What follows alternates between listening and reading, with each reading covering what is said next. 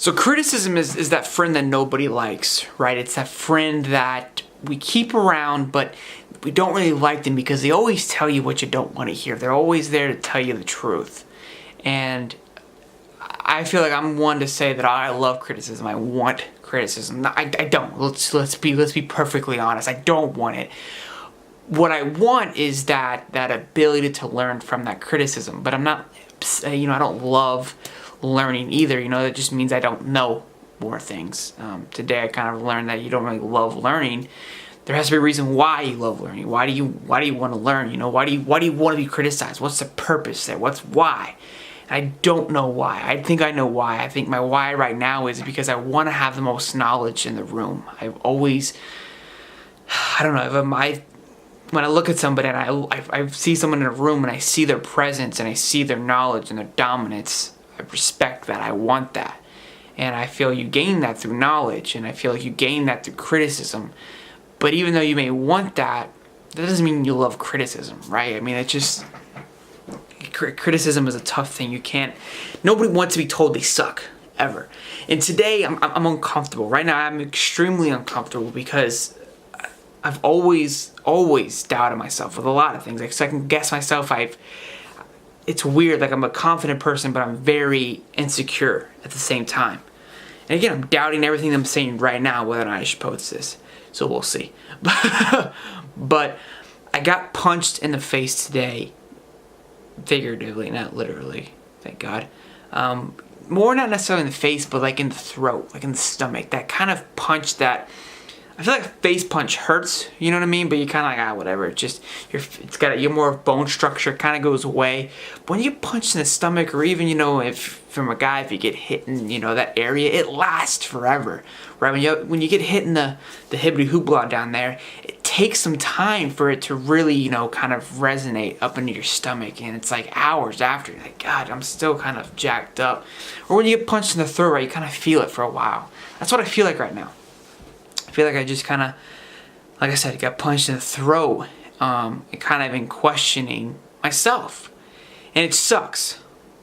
Let's just be perfectly honest here. It absolutely sucks. Again, we say it's great. I'll grow from this. I'll learn from this, and hopefully I do. I'm planning on doing that. But at this very moment, I'm having a hard time swallowing that pill, or that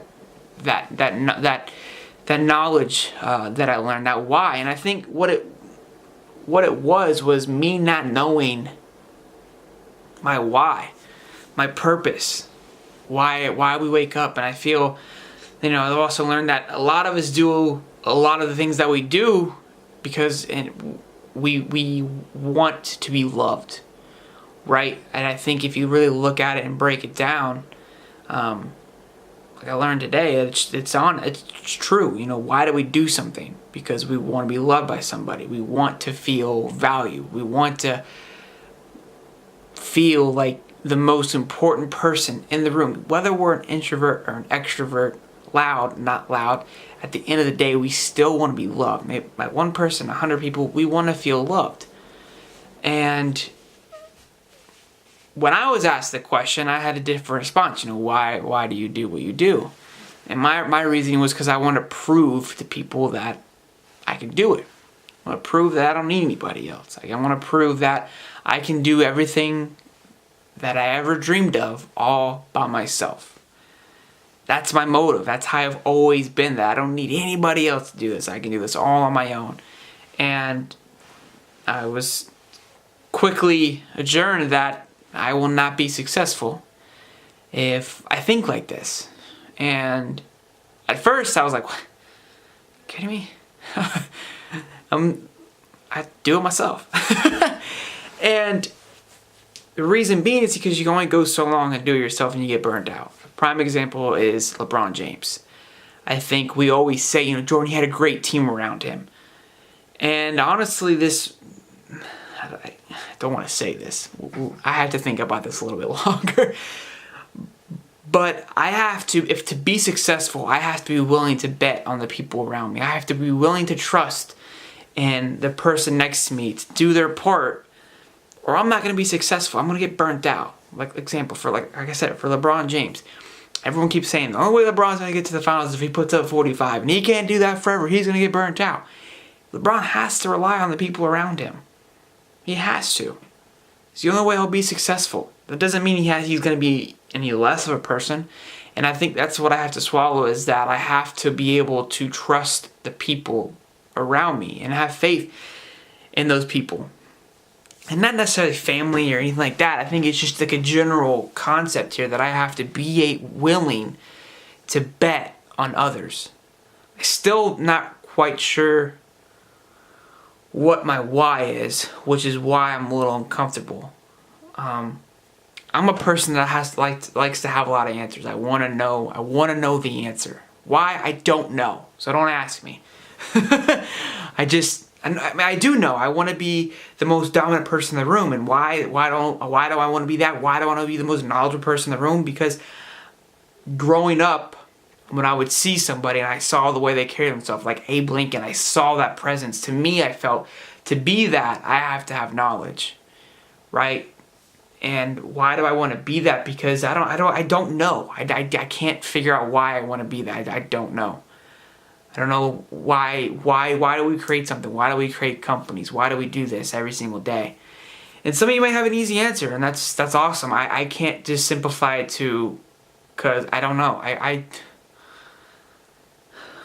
And this is what's bothering me. You know what I mean? Because this is why I like to read.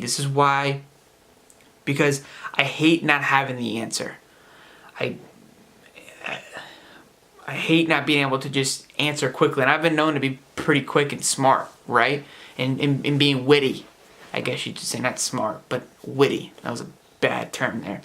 Just witty, just quick on my feet. And when I'm not able to be quick on my feet, I feel like a failure, because I've always been labeled as quick on the feet. And again, man, I was hoping, the more that I talked about it, the more that I feel, and then I just got asked a lot of questions. Not really a lot of questions. It was mainly just why today on a lot of things. But it was a good why, right? Because it made me think. It pushed me.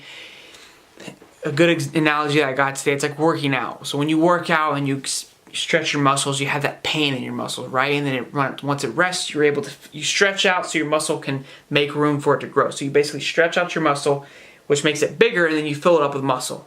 I think something like that. I don't know exactly.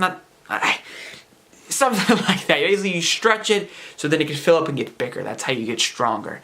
And that's kind of what my brain feels like today, is that I lifted up a bunch of weights and it's just like, hopefully I can fill it with muscle and not fat. But I don't know.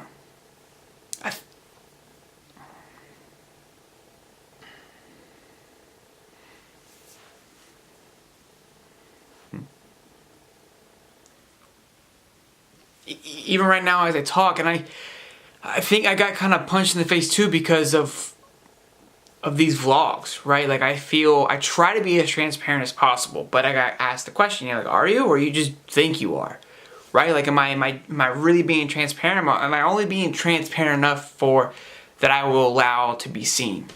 And I think the only more transparent I can be right now is if I cried, which I don't want to do that. So again, I'm trying to be as raw and as transparent as possible with not necessarily the people on the other side of this camera, but the person within this camera, being me. I think I have to be more transparent with myself before I can be more transparent with people around me. If that makes sense. I think it does.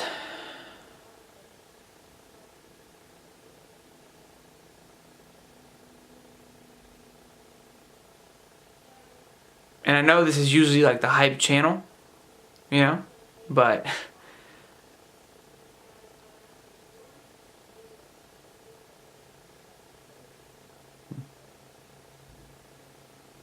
I think the greatest lesson that I learned today was not having an ego.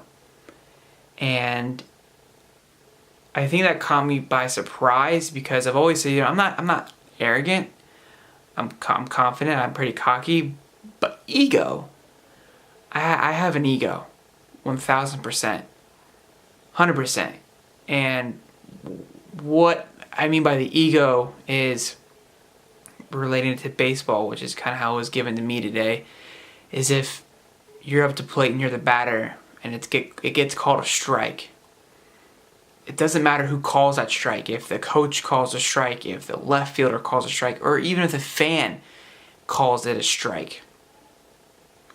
Instead of me getting mad at that fan or questioning, like, who do you think you are calling this a strike? You're not an umpire. You're not this. You're not that. That's me having an ego, thinking that I'm better than that person, that they have no value telling me that I'm wrong, which isn't correct. They can tell me that I suck, and I should be able to take that. I'm like, you're right, I do suck. Thank you for letting me know. Now let's go get better. And not having an ego thinking that I'm not better than that person or that person has no right to tell me that my videos suck. I think that before, when someone tells me my videos suck, like, you don't know what you're talking about, so it's fine. And I think that approach, to not letting it bother me is good, but to say, well, you don't know what you're talking about, it's fine. That's me having an ego. Maybe you do know what you're talking about. Maybe you have more, you're the one watching it, so I should listen to you, right? And I think, again, it just, that's kind of what I learned today too. I'm still figuring out my why, but my ego and tucking and putting that away. That was the biggest thing that I pulled away from today. I think I'm going to leave it there. I like that. I'm going to close it out. So, have a good night, guys. Make sure you love them to your left, to your right, and as always, you have a great ass night.